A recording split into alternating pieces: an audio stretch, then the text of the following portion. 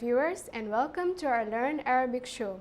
Now today I would like to start our session with the saying of Imam Ali.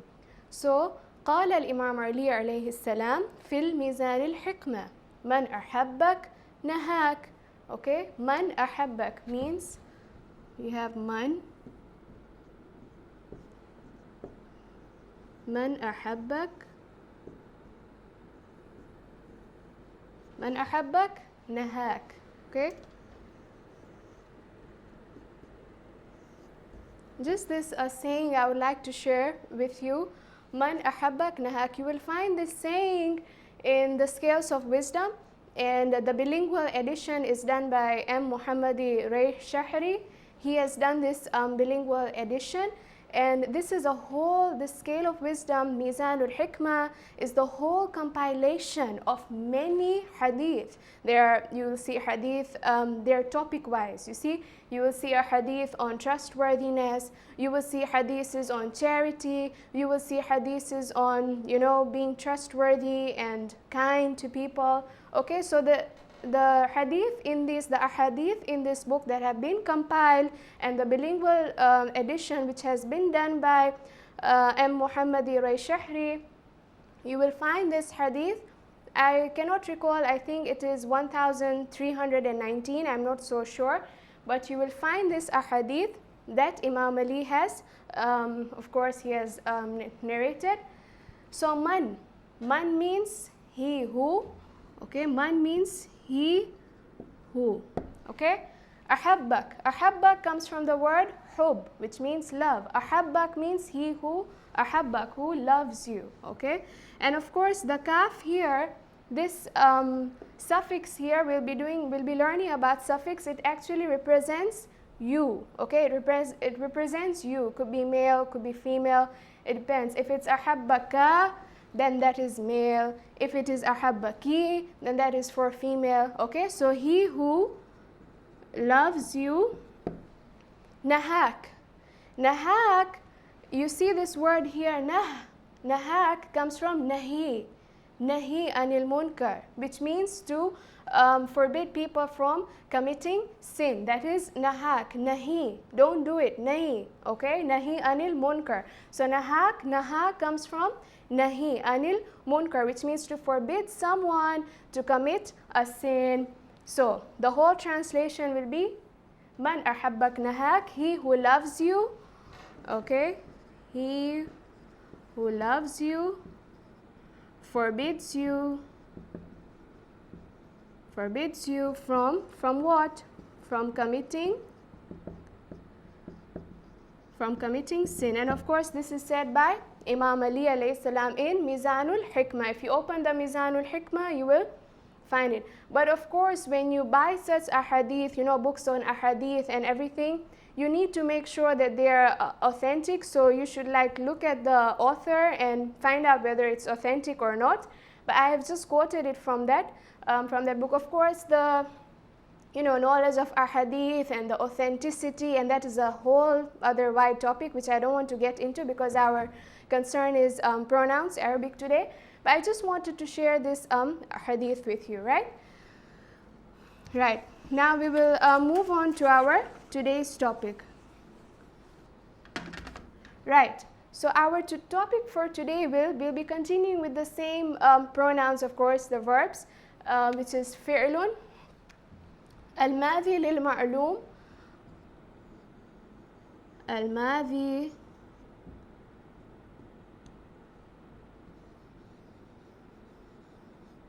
lil-ma'lum. Al-madhi lil-ma'lum is the past tense which is known. Ma'lum means known. Of course, there are some tenses which are not known. What I mean by known is he did it, she did it, they did it, you two did it. That means it's known, okay. And you can also have in English like it was done by, it happened, okay, it sat or it happened, right? So that does not come under the category of ma'lum. That does not come under the category of madhil ma'lum. So this just for your own reference, you should know that this is madhil ma'lum. Of course, we'll be looking at different kinds of verbs. We have ma'lum and others. Right. So our topic for today will be continuing with the pronouns, and today we'll be doing the pronoun antunna.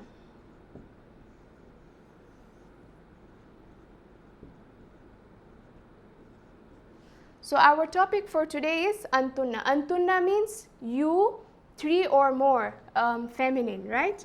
It means you, feminine, three or more. You, feminine, three or more. Of course, if I want to address to two, that is antuma. Okay, but if I want to address to three or more, then that is antunna, right? So I have antunna here. Now I will be looking at the tenses, right? So I'll list down my root verb. Right. So you know that the root verb is in the huwa past tense form. That you have to be knowing by now. It's in the huwa past tense form. Okay. So give me any root verb. Let's say I have the root verb akala. Okay. Akala. Akala means, you know, in Swahili again they say kula, akala, he ate. Okay, so akala means he ate. Okay, right. So if akala means he ate, now I want to change this into the antunna form. So akala becomes, if I want to change it, I will add, there is an addition. Addition of what? There is an addition of a ta and with a join to a noon. So I have the addition of ta with noon and tashdid sign on top. So there is this addition here. So if I've added this to this word here, it becomes akalatunna. Okay. So this will equal to akalatunna. So what have I done to this word here? I have added these two letters. And don't you see something familiar about these two letters? Where will I find these letters? I'll find these letters there. Okay? Antunna. So this ta and noon with the tashreed and accusative, I have added it here to this verb here. So I have made it akala, he ate, amekula, into akalatunna. You all, female, three or more, ate. Okay? I can say akalatunna ummahat, you mothers ate, right? So these are the kind of examples that we can make for akalatunna. Now we'll be looking at more of these verbs, more examples, so that you understand better.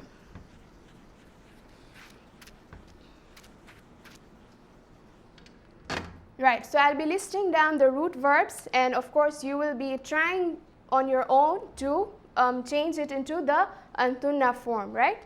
So say I have dhahaba. So these are my root verbs. Say I have dhahaba. Say I have dhakara. Dhakara. Okay. Dhakara, of course, I have not given you this pronoun, this tense. Dhakara comes from the word dhikr, which means to remember. You know, dhikrullah, remembrance of Allah. So when I say dhakara, I mean he remembered. Okay, dhakara means he remembered. Okay, so I have dhahaba, dhakara.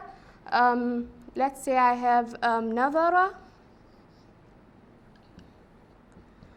Say I have shariba. Okay, say I have shariba. So I have listed down these root verbs, of course, which are all in the huwa past tense form. Dhahaba, he went. Dhakara, he remembered. Nadhara, he saw. Shariba, he drank, right? So I've listed these root verbs, which of course always appear in the huwa past tense form. Now I want to change this into antunna. I want to change this into antunna. So how am I going to change it? The same method applies. As you can see here, I'm going to add that suffix there, ta, noon with a tashdeed on top. Antunna, dhahabatunna, antunna, dhakaratunna, antunna, nadharatunna, antunna, sharibatunna, and that's how we are going to add them. So let's note them down. So what am I going to do? Same. Ta, noon. Where? From here. Okay? Ta, noon. There. So it's going to become dhahabatunna, means you all, 3 or more female went, right? So it becomes dhahabatunna. Okay, dhakara, I have added ta and noon. It becomes dhakaratunna, okay?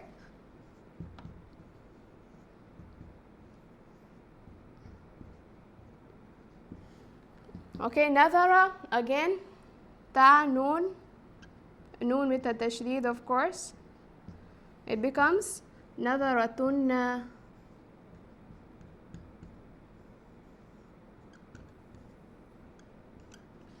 Shariba, again, I add a ta with a noon. It becomes what? Sharibatunna.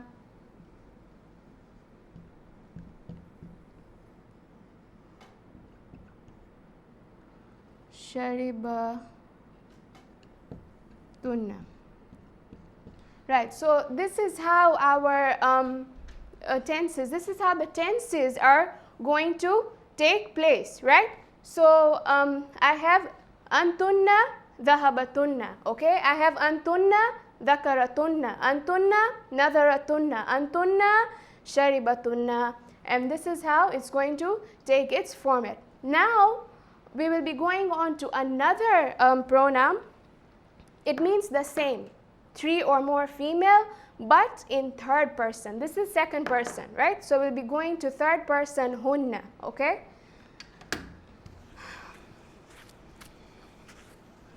So we'll be moving on to third person hunna. And you know what hunna means. We had done this in our previous sessions, you know very well. Right, so I have the word, the pronoun hunna. And what does hunna mean? Hunna means they. They what? They mangoes, they carrots, they pineapples? No. They, female, feminine. Feminine how many? 1, wahid. Feminine how many? Mu'annath. Do I have wahid, ithnan, thalatha? How many? Okay, so I have more than 2, more than ithnain, ithnain, 2, more than ithnain. Okay, so I'm talking about 3, 3 or more. Okay, I'm talking about feminine, they, feminine, 3 or more. Okay, hunna. Right, so how are these, how is this going to take the format when it comes to putting it into tenses, right? So I'm referring to they, feminine, 3 or more, right? So I have my root verbs. I have my root verb, and I'll be listing them down again. Let's say I have hadara, hadara, kataba, qara'a,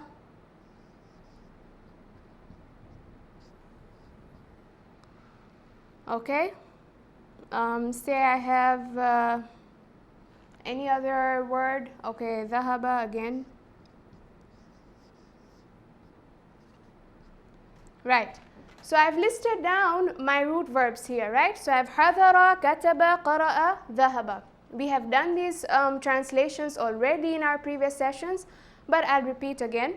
Hadara, he went. Kataba, he wrote. Kataba comes from the word kitab. Kitabun means book. You know, in Swahili we say kitabu, book, right? Kitabun, kataba, kataba, he wrote. Okay, qara'a, remember in Surah Alaq we say iqra, right? Read, but that is of course in the command format, which also we'll be looking at. But qara'a is in the past tense form, which means he read. Okay, dhahaba, he went, right?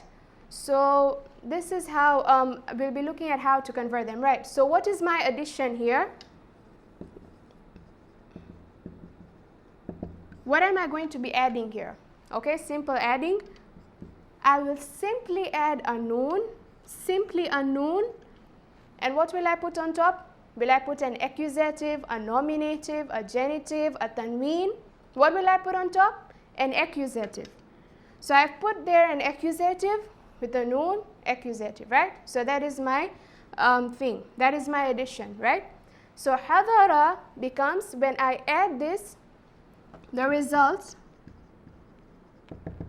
what's the result there? The result becomes hadarna, okay? That's my result. So I have hadarna. So what have I done here? This last word here in hadara, this ra here, it has carried adjective because I have introduced a noon here. All right. Now you notice again, you will tell me, but then you look at the pronoun, the last letter, and then you just add that. And here there is a tashdid sign on top of the noon. But then you see the Arabic grammarians, they are very complicated. But it's not very complicating. You just have to remember to add a noun with an accusative. And please don't make the mistake of saying that because, okay, this is the last letter in the pronoun, so I'll just put it on and I'll just add the tashdid sign. If I add the tashdid sign, it is wrong. Okay? Do not add the tashdid sign. Of course, Arabic has a lot of rules and a bit of complication, but then as you revise, as you practice, as you try to converse, it becomes very easy. Okay? So, do not add a tashdid sign. It's only a noon with an accusative. Please bear that in mind, right? So hadara becomes hadarna, hadarna, hunna hadarna, they feminine came, they feminine came, okay? Okay, I can say hadarna ummahat, the women came, right? Then I have, again I'll add a noon. So it becomes what? It becomes katabna.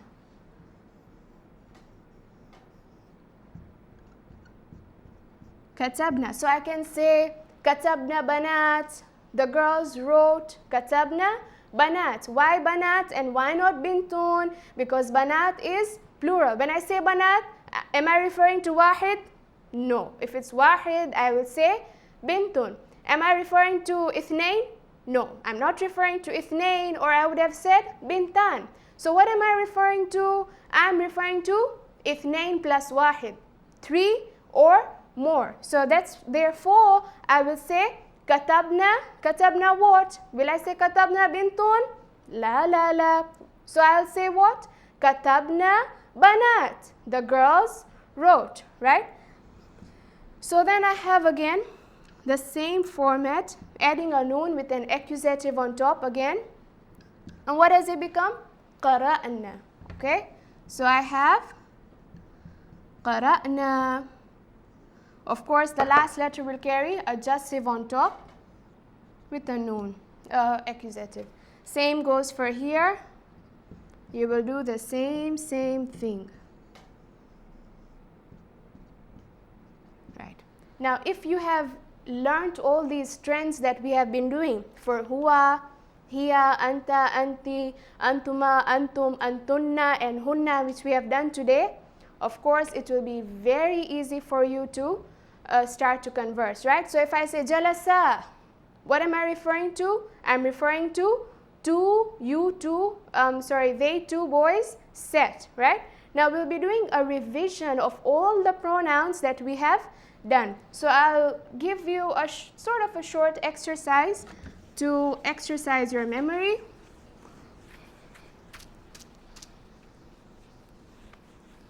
Right. So what I'm going to do is I'm going to list down verbs, different verbs of very different pronouns, okay? And you are going to tell me what noun is appropriate for this pronoun, or what pronoun is appropriate for this verb. Say I have the pronoun, the tense, sorry, let's say I have hadarata. Okay, say I have hadarata. Okay. Now, حضرتا, what do I mean? What am I referring to? What's the pronoun? Okay. Now you will tell me. Can I use أنا? Can I say أنا حضرتا? Can I say أنت? Can I say أنت حضرتا?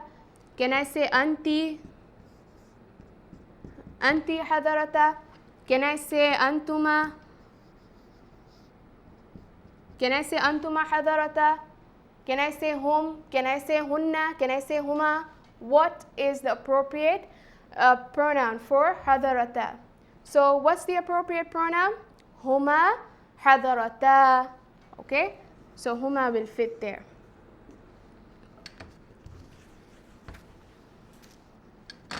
Of course, when I say huma on its own, I just say huma without adding anything else. I just say huma. I'm referring to they two.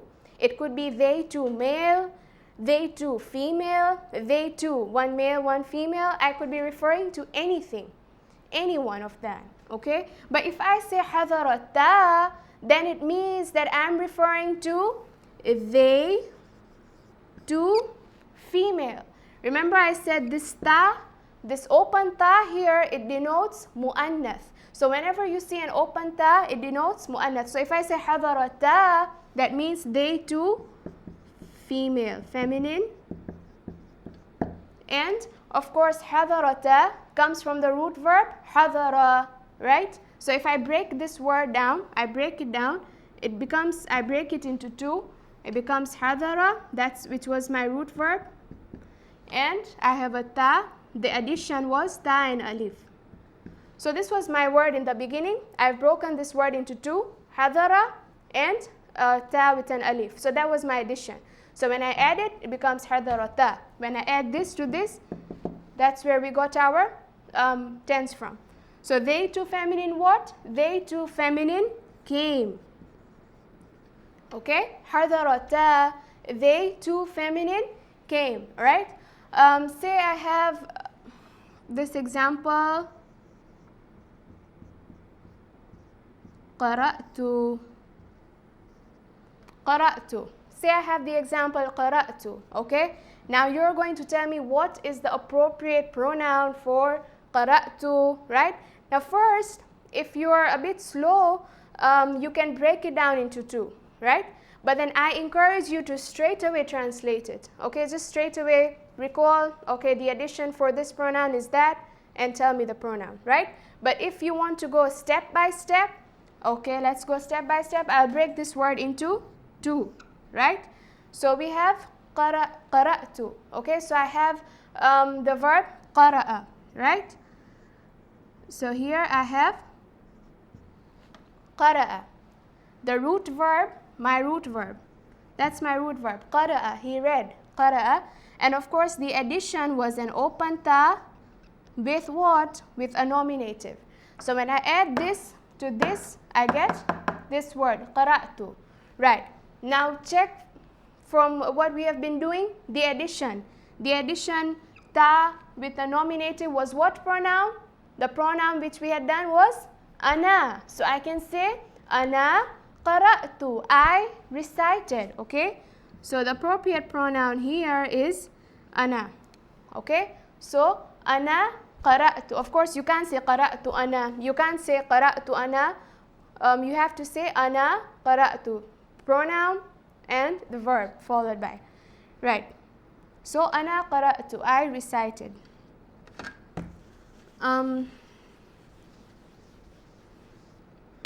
Say I have the verb, let's say أكلنا. أكلنا. Okay? Now this word here, the reason why I brought this word here is because if you break it down into two, just break it down into two, the root verb is أكل, right? And the suffix at the end is noon with an accusative. أفهمتم الآن? Do you understand right now? Okay, fine. So I have akala and na. Okay, so this is my addition here. This is my addition here. Okay, I have added what? I have added a noon with an accusative. But then we have this word. Keep this aside, we have this word.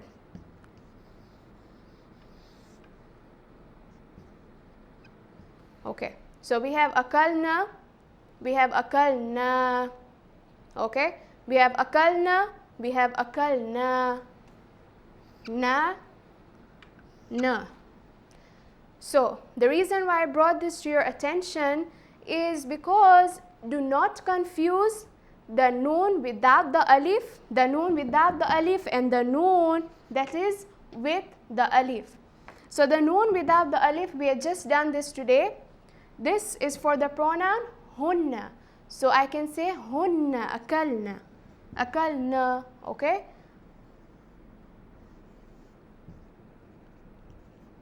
That is hunna, akalna, without the alif. But if it is with the alif, then that is for nahnu, nahnu akalna, we ate, okay? So this is for nahnu. Nahnu akalna, we ate. This is akalna, that is akalna. Akalna, hunna akalna, nahnu akalna, okay? So the one that is with the alif is referring to the pronoun nahnu, and the one that is without the alif with just an accusative sign on the noon is referring to hunna, okay? So you should bear that in mind. Right. So say I have the verb darasa. Darasa. Okay. Say I have this verb darasa. Now tell me the appropriate pronoun. Okay, can I say ana darasa, huwa darasa, hiya darasa, anta darasa? No. So what will I say? Huma darasa. Now again, don't confuse between this huma and this verb here and this verb. Like I said earlier, if I just say huma, that's vague because I could be saying they two male, or I can also say huma, and I'm intending to say they two female, right? So, but if I say hadarata, then I'm referring to two feminine came. But if I say darasa, darasa means they two male, they two masculine, they two masculine what? They two masculine learned. They two masculine learned. Darasa, okay? Right. Now you have to translate this for me, okay? I'll give you a sentence, just a very simple sentence. You'll translate it for me, right? So I want to say you, let's say female, you female saw, okay? You female saw. I want you to translate this for me in Arabic, right? So you female, from the pronouns that we have done, you female is anti, okay? Anti, right? So, if you're doing this step-by-step method, of course, you will have to look at the root verb first and then convert it to the appropriate pronoun. But just go directly, anti, nadarti, okay? Anti nadarti. So notice the trend that I was talking about. Anti nadarti. You female so. Anti nadarti, right? So that means you female so. But what if I want to say you male so, right? So let's change this to male, okay? So you male so. So what is according to the pronoun that I've given you? You male means you male singular. Of course, I'm not referring to dual. This is singular. I'm referring to wahid. I'm not referring to ithnain. I'm referring to wahid. Okay, so you male. واحد. Okay, so it means أنت, right? I'm referring to مذكر, but it's واحد. Okay, so I have أنت نظرت. Okay, so it's going to be أنت نظرت. Again, notice the trend. أنت نظرت. أنت نظرت. If it's أنتِ نظرتِ. Okay, so but then, you know, while conversing with people, I want to say, you know, you, let's say you female so. Okay, I want to say you female so, and then I'll go on and saying أنتِ نظرتِ. There's no use while conversing. It's not really important to add أنتِ. I can just say نظرتِ. If I just say نظرتِ, people will understand that I'm actually referring to you female so. So I don't have to say أنتِ نظرتِ. Of course, if you find it more comfortable, if you're more comfortable with saying the أنتِ and أنت نظرت or نظرتِ, it's fine, right? It's fine. But if I just choose to say نظرت, it means I'm saying you male, so I don't even need to add the أنت there, right? So this was just a revision of what we have done in our previous sessions of all the pronouns and the different patterns of the fi'l that we have been doing. So inshallah, we will continue with our session next time. Inshallah, سنلتقي غدا في أمان الله.